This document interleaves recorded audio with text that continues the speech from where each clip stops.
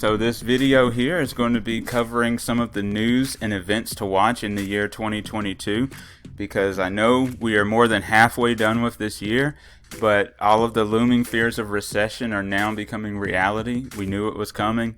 Just go ahead and prepare for it. No, they are still refusing to call it a recession yet, but we know what the deal is, right? Anyway, I'm going to try to break down some of the news events to watch this year for the remainder of 2022 to help you get your bag right and get it ready for 2023, because these kind of opportunities don't come around a lot. Now remember, when there's blood in the street, we eat, right? We're supposed to invest when others are fearful. Y'all know some of the big guys that's always said these kind of things in these situations. These are the guys that get rich, right? So don't be left behind. Let's discuss some of the news events to watch for the rest of the year. Without further ado, let's get it.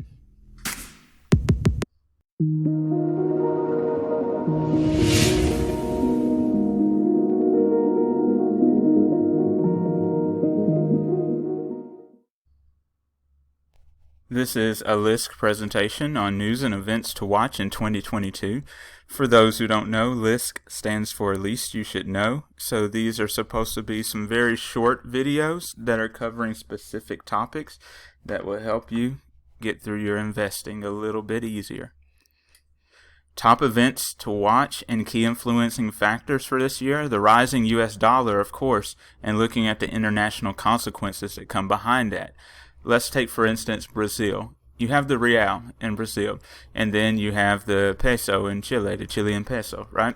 Chilean peso used to run about 650 to 700 in comparison to $1 US. Well, because of the rising dollar, it's not able to keep up with it, and especially once interest rates started getting taxed on it, it makes the dollar more valuable. For the first time in like 15 or 20 years, the dollar actually topped the euro even. And the Chilean peso, for instance, has risen over 1,000 for the first time. Went to 1,005 actually less than a month ago. I was down there during that time. It was crazy to see how the dollar was being valued. And with the real, which used to be down to 4, it's over 5 clearly now. This affects your international investments. For instance, my Chilean stocks, y'all know I love stocks there, they're all extremely down right now, hitting lows that they haven't hit in 5 years or more. Why? Well, because of arbitration. Arbitration is that difference in money value and dollar value. Now, what's going to happen coming up, for instance, with their constitutional vote next month, if the faith is restored in the economy under Boric, then you're going to start seeing a rise come up in their Chilean peso. And it doesn't matter if the stock is even good or not. You're going to make money from that arbitration gap being diminished alone. And this is how you play arbitration in stocks, by the way. So that's something for you who are invested overseas. I will tell you though, Europe's going to have they're going to have a tough few months, if not a whole year. It's going to be tough in Europe. And so just get ready for that if you have any European investments right now. Interest rates also are going to help the banks. Obviously, Jay Powell is raising that interest rate, trying to put a lid on any talks of the inflation getting out of hand, right? Bank of America is one of those stocks that makes a heck of a lot of their money from their mortgages and from other types of loans they have out with interest rates. Anytime interest rates go up, Bank of America is in a unique position to really profit, even more than other banks do. Don't forget your real estate, but right now be careful, because before real estate starts really making money off the interest rates rising, first you're going to have a mass move out. You had people who have been living in homes they can't afford for a long time now, paying no interest, and now suddenly the interest rate skyrockets. They're not able to pay that because they couldn't really afford it already. And then you've had the great resignation going on with people swapping jobs, and that's not really showing the benefits that they thought it would. And so you're going to have a mass moving out. Mortgage rates are going to drop first, and then you're going to start seeing real estate and rights make big money. Try to look at things like SELF, S-E-L-F, self-storage, public storage or whatever. It's a great play in my opinion, because when people move out, they have to put their things somewhere. Storage houses are fantastic right ownerships during that time. You also have bonds. Don't forget to look at bonds. I myself prefer bond stocks. I like JQC. I like VVR. That's like Vroom. But yeah, that interest rates always benefit bonds. Look at some of those treasury yield bonds that are out there. Then you have the BRICS alliance. I've spoken about this before: Brazil, Russia, India, China, and South Africa. And now you have Venezuela actually looking to possibly want a piece of the pie there. We have a new axis aligning possibly. So be on the lookout for that. I mean, the BRICS alliance is really serious about growing their economies together. So be on the lookout for that. That can really influence some things and shake them up even more than they already are. Semiconductor bill. We're expecting that to go through, right? So who are you putting your money on if the semiconductor bill goes through? Be careful. If you go with Taiwan Semiconductor, okay, that's one of the most famous, that's one of the most loved. But don't forget, Pelosi just went over and visited in Taiwan. She refused to respect it the way that China was wanting her to. What happened? China started shooting missiles in the economic zone of Japan, shooting them over Taiwan, possibly. The other thing is, if there starts to be war or danger, and then China starts shutting down that trade route to Taiwan, we're in some serious trouble if you're invested in that stock. Might I recommend something like PLAB, PLAB, which is Platronics. I've talked about them before as well. They actually make the photo mask. If you know anything about that, you need the photo mask for different circuits. Then get into my absolute favorite if you're going to play this route. It's AMKR, Amcor. They have a great dividend payout ratio. They are very solid, very boring stock. I love boring stocks with dividends. Amcor really fits the bill on that. And what do? Well, Amcor does testing, packaging, logistics for any semiconductors produced. As you know, part of the reason for the semiconductor bill is to build them in-house. So Amcor is a very nice play I love. The EU decision on natural gas. EU has talked about cutting their natural gas usage and purchases by 30%. Now the problem with that is they did not expect this recessionary fears to come in because they've already committed to this new plan. So as I said, it's going to be rough. It's going to be rough over in Europe stocks for right now. Student loan debt forgiveness. What the heck is Joe Biden going to do with this? I tell you what, as soon as student loans go back into business and are free to start getting their money again, right? You're going to see one stock benefit so much. It's not even close. It's not even a competition about who's going to benefit the most from that, okay? All right, Fintech stocks in the financial markets. This recession, it's hitting different, right? It hits different. Why? Because for the first time we have Fintech stocks that are camouflaged or kind of masked, if you will, as like straight financial stocks, such as SoFi. So don't get it confused now. SoFi, I absolutely love SoFi. They're one of my favorites, right? But they're not a financial stock alone. Don't forget, they also purchased, gosh, I can't think of it now, but it's a very big fintech company down in Mexico. And that just opened them up big time for their range that they're going to be able to reach.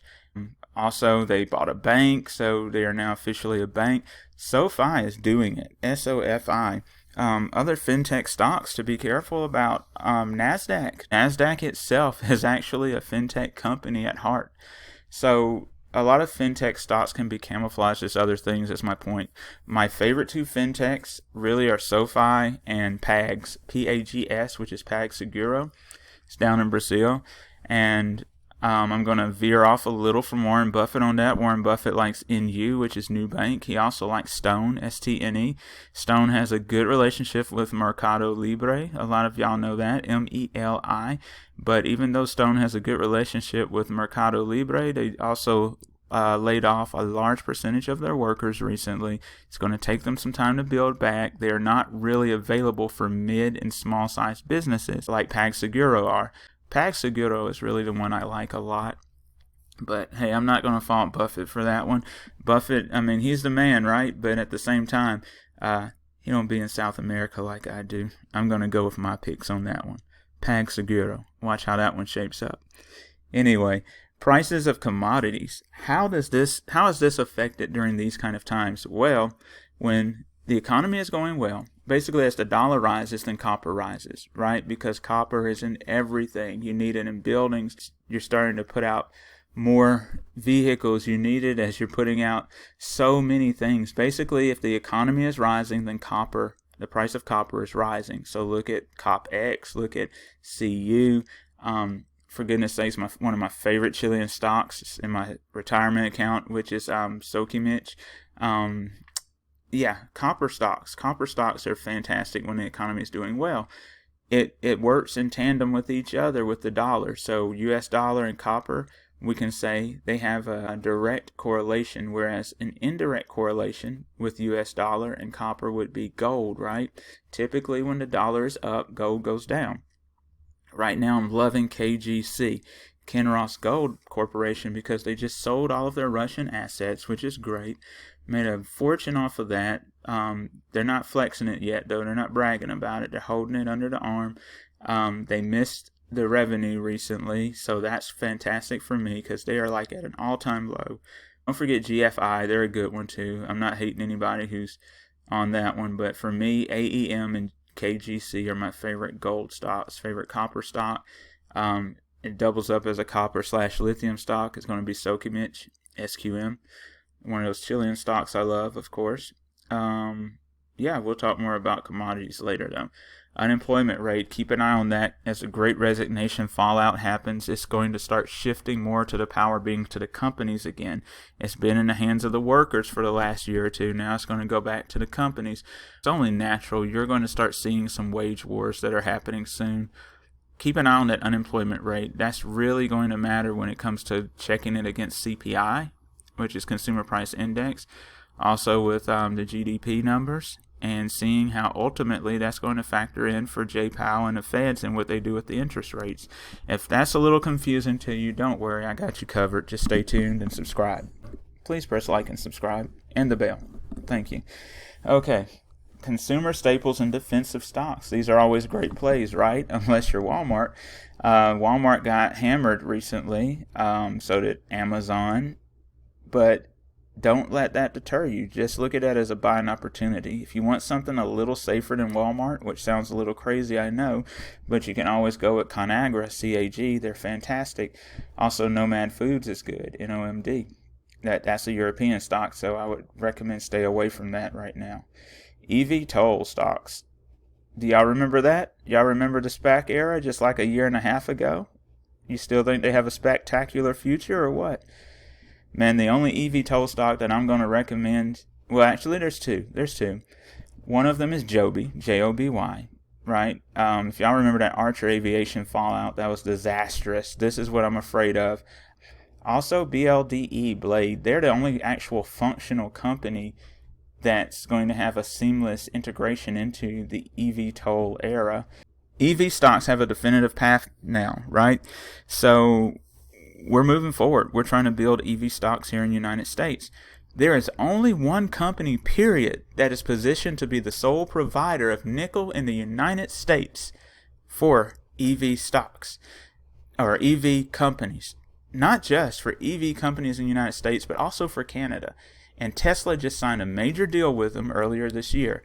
And you're going to start seeing them signing major deals, and they already have the government funding them in their back pocket, okay? There's only one company that is able to supply all of North America, and can't forget Mexico too, by the way, but with the nickel supply necessary, and they have some of the highest grade nickel, which is exactly what you need. That company is fantastic, and we'll be covering them later. CPI and Fed reactions, I kind of talked about that. More of your father stocks. What do I mean by that? Well, the boring stocks that you always hear about, straight up banks, are fantastic investments.